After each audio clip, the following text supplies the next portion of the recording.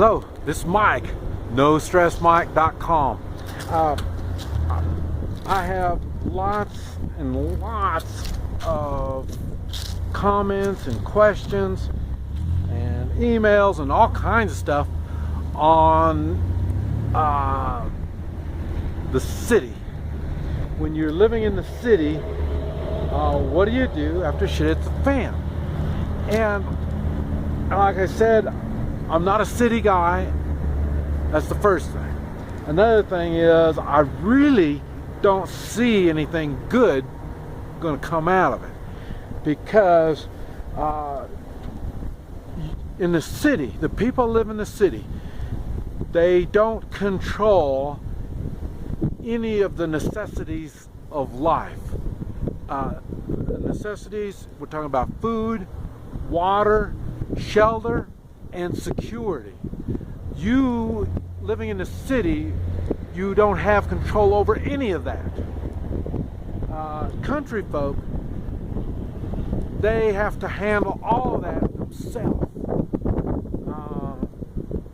So when you're doing it like that, when you have total control, it's easier to prepare and to be ready, and because you're taking care of yourself, you're taking care of the necessities in life. Now, I say city folk or the country folk, that's what their life and lifestyle is based around that. I say the water, I say we have water wells. They've gone to rural water, but a lot of people still have water wells because they don't like depending on that water pump. There's a water pump somewhere on the rural water that's getting it. So that's why they have the water wells. Food. The city folk, the country folk, there's livestock around somewhere. If they don't have it personally, they know someone that does. So you're going to have that. You're going to have country folk know there's disasters, there's natural disasters, all kinds of things happen. So they keep food stored. Now this is just normal, you know. Now the ones that are really preparing out in their outbuilding somewhere, they probably have cases and cases of either canned goods, freeze-dried, dehydrated, you know, and they're probably doing a lot of the dehydrating themselves. They go deer hunting. They produce their own food, you know, so that's the food. Shelter, like I say, they've got buildings. They put buildings up. They know the importance of shelter. They need shelter to protect their hay for the cattle. They need shelter to protect the food for the chickens. They understand what shelter is all about. And security, you know, you have to protect your stuff. You know, you call 911 and you wait, you know, 45 minutes or an hour for a deputy to show up. So we get in a habit of taking care of ourselves. Now what this video is going to be about is brainstorming in the city. But you have, the reason I talked about the water, food, shelter, and security is city people need the same thing. And you can't brainstorm, you can't think, you can't make a plan unless you know what it is that you're planning for. Okay. So anything, now what we're going to do is I'm just going to start putting out ideas. I'm just going to start thinking freely. I can't back up a lot of this stuff that I'm going to say, and it doesn't make any difference because these are things that you need to consider in your particular area. Your area. You need, what part of the city, or what cities you live in, and what part of the countries, and is it hot, cold, and all that. There's so many things that's why I can't go into detail on this stuff. But I can just bring out ideas. Like I say, brainstorm. Some are going to sound really silly and stupid, but it doesn't make any difference. It's to make you think, because you're the one that has the problem, not me. I don't live in the city. I stay away from the cities. Okay, well, let's start. I want to start with shelter. Okay.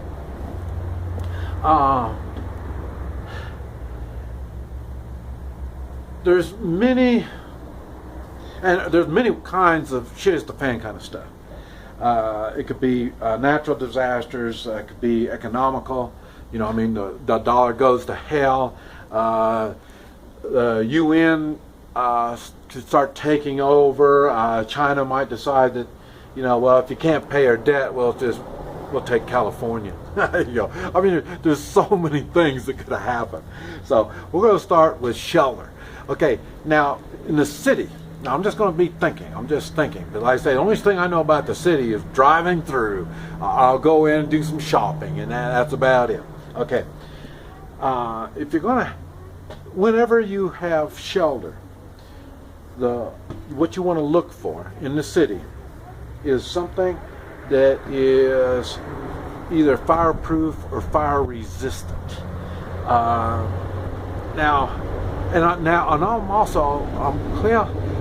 We're going to think about both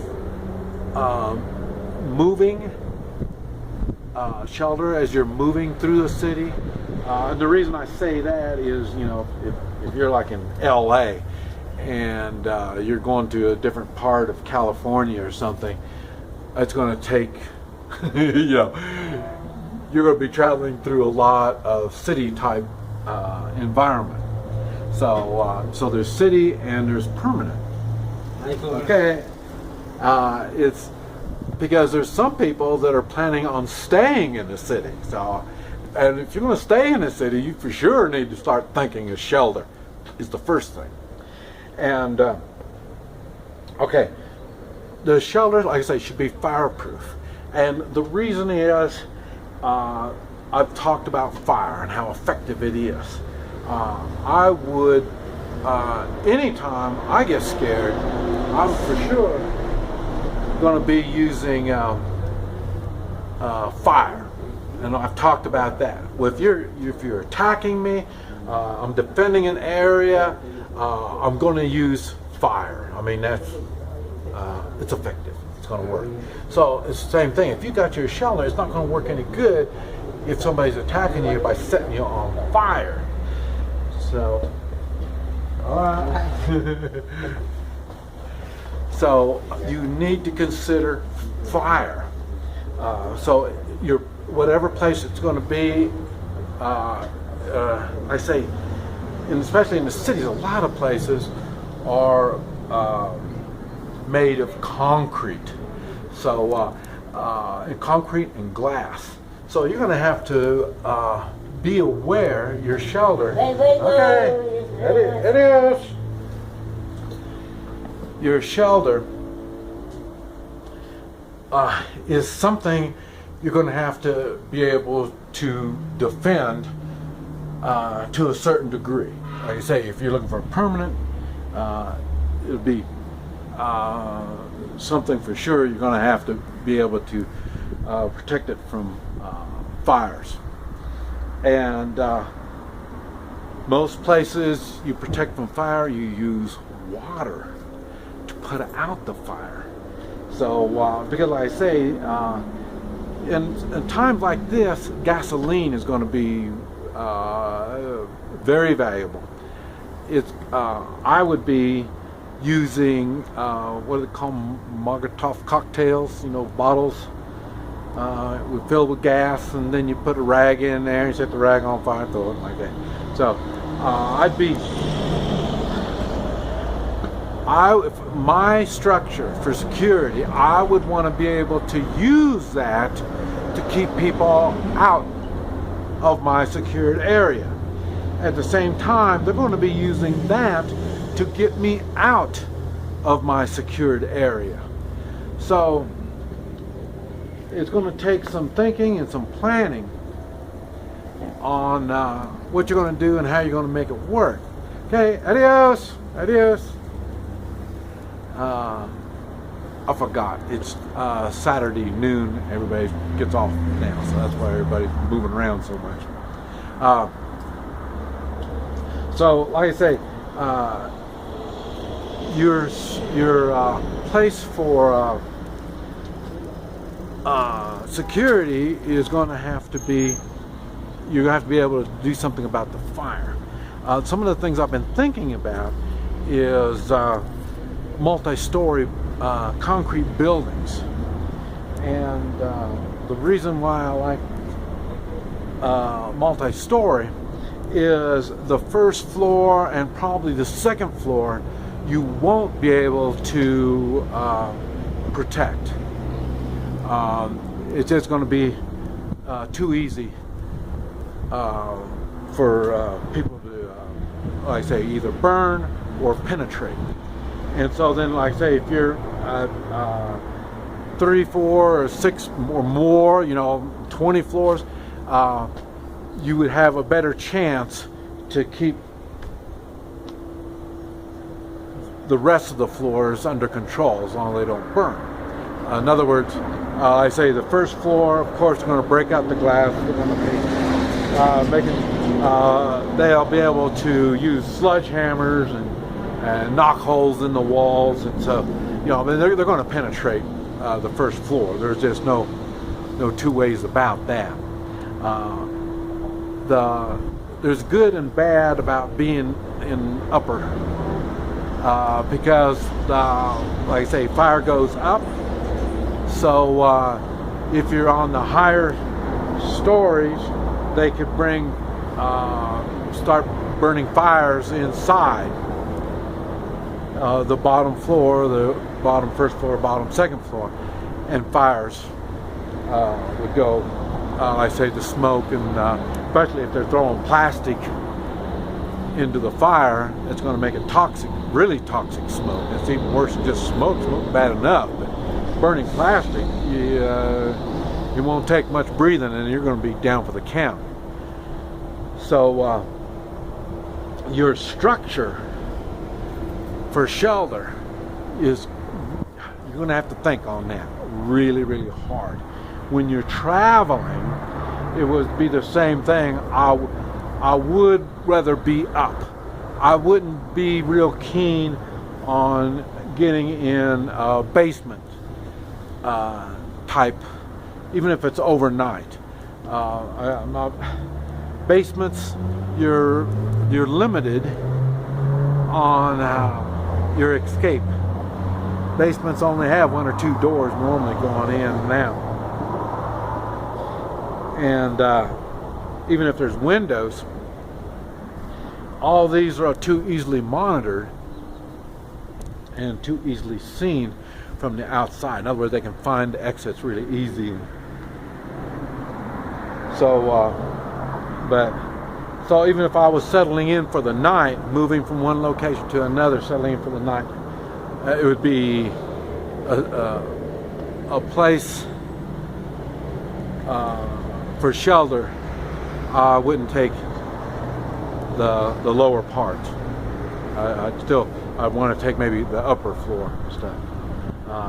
This is the one reason why rope is. It's another thing. I got a list, a ready list, NoStressMike.com. You can go to Hotspot, and it's got a ready list on there, and it's a list of all kinds of stuff you need. And but that's why I got rope. Is for sure, if you're city folk, for sure you need rope, because like I say, when you're up, even if it's 1 floor, 2 floors, or whatever, you're going to need rope to come down. That's going to be another exit that you can produce. Otherwise, You're just looking for places that there's structures for what do you call it, an exit. But with a rope, you can make your own exit, and a rope will help you lift things up more. There's plenty of uses for a rope in the city.